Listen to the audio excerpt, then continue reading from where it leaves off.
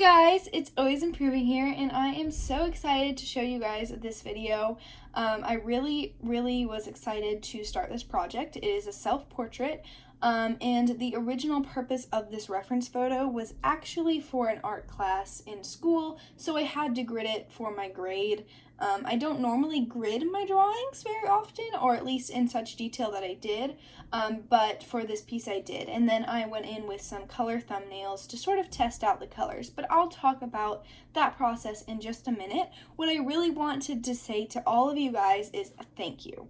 Thank you so much for all of the support you've shown me over this past year I've had my channel. It seems like I only started doing this a year ago, and I feel like I have so much left to learn, and there's so many ways that I can improve within my art and improve within my editing and my video making skills. So I really wanted to say thank you again for just sticking around for that and for all the support. Again, 100 subscribers on YouTube seems like a huge number for me. I know it may not seem like a lot in comparison to what a lot of other channels have, but for me it's really special. And I also have reached 100 followers on Instagram. It's at the same username, and I am so thankful for all of this and really happy with the community that's starting to develop. I love hearing all of your comments, and I love just interacting with you guys. I actually received 1,000 views on one of my videos, and when I heard that number, when I saw it on the YouTube analytics, and it just really surprised me. And all of the comments that I receive and the views that I receive, they feel like it feels personal, because I don't know if it's because it's such a small number, but it feels like people who really enjoy my art and really enjoy seeing my process and just my evolution as an artist. So it really means a lot to me, you guys. So again, I know I've said it probably 7 times, but thank you so much for all your support. I really want to hear more from you guys and build a deeper community. I don't know if you guys want to do that as well, but I love to hear your comments and to hear your opinion on my videos, or hear topics you want me to talk about, or pieces you want me to create. All of those things are great input for me, or even just, something that caught your eye or caught your attention while I was talking about something. It can be completely unrelated to art, I really just enjoy that interaction with people who enjoy watching my videos. So that's really what I wanted to focus on the first part of this video, just saying thank you. And I also wanted to remind you guys that most of the pieces that I put on my YouTube channel and on my Instagram page are technically, I would be willing to sell most of them. And I also do commissions. Now, my commissions depend on size and materials, so you really have to contact me to know the exact pricing on that. So probably on my Instagram page is the best place to find that information and to communicate with me. Again, my YouTube and my Instagram have the same username, Always Improving Art. On Instagram, I have AlwaysImproving_art. But again, both the same name. So if you're interested in that, I would love to hear from you on that platform. And now that that's out of the way, I just want to talk about this painting a little bit more, because I absolutely loved this process and I love the final product. I am so happy with it, and I guess to show you, or to tell you about the paints that I used, I have to give you a little bit of background information. So I don't normally love shopping for my art supplies that I use a lot at craft stores like Hobby Lobby, Michael's, things like that, just because they seem to be overpriced and they usually don't have the same quality. Now, this isn't to say that all craft stores are like this, but just in my experience, it's much cheaper to buy things online at Jerry Artarama or other places like that. So I normally do not go to these stores with buying the art supplies that I use normally. Now, they're great for testing out new or cheaper supplies that I just want to have fun with, but for my watercolors, I normally don't use art supplies from those stores. But for, when was it? It was couple weeks ago, I went to Joann's to get some fabric with my grandmother, and she was checking out getting her fabric cut, and I decided to go look around, see what was there. And in the clearance section of Joann's, which is a fabrics store mainly, I mean, it's kind of evolved since it started, but it started as a fabric store. And in their clearance section was a little cup of Daniel Smith paints, and I was pretty surprised.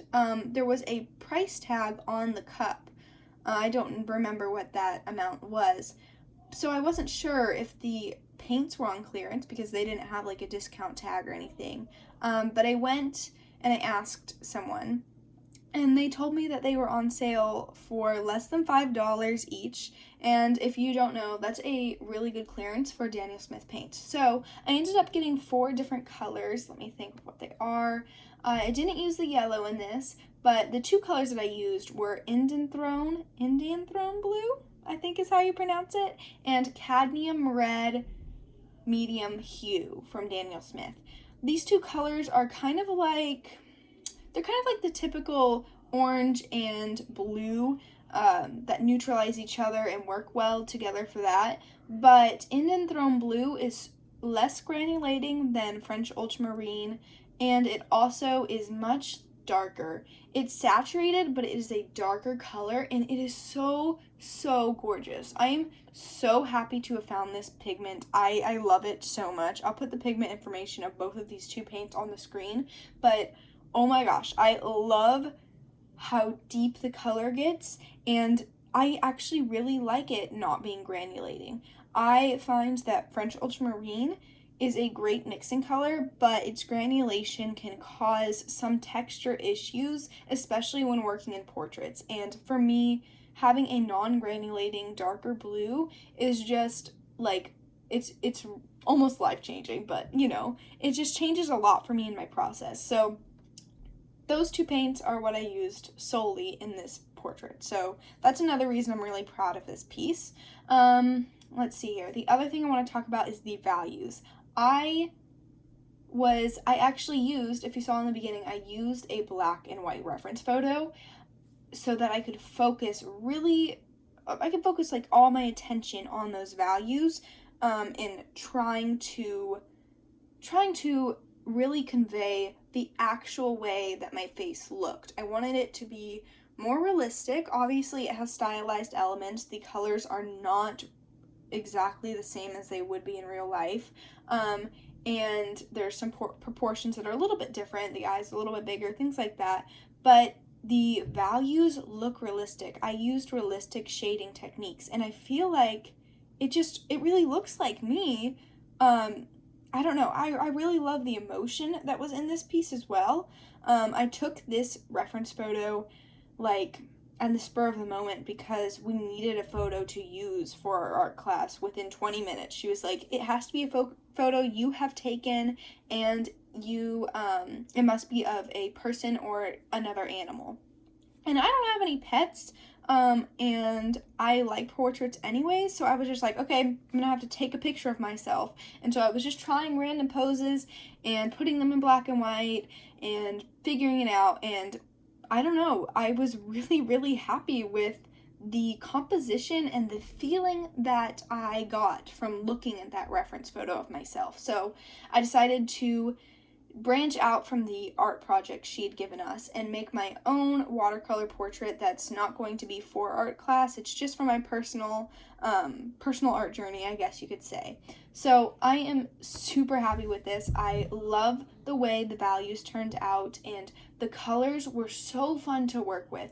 They allowed me to get it was basically balancing warm tones and cool tones, and that process was really fun for me because these 2 colors, they neutralize each other really well, so you can get dark, almost black tones in your piece, but they also have really vibrant sides to them. So I could get vibrant oranges, dull oranges, I could get almost black, I could get dark blues, and I could even get a light blue if I used the pigments right. So it was a really nice limited color limited color experience because I was focusing so much on the value that the color fell into place almost naturally.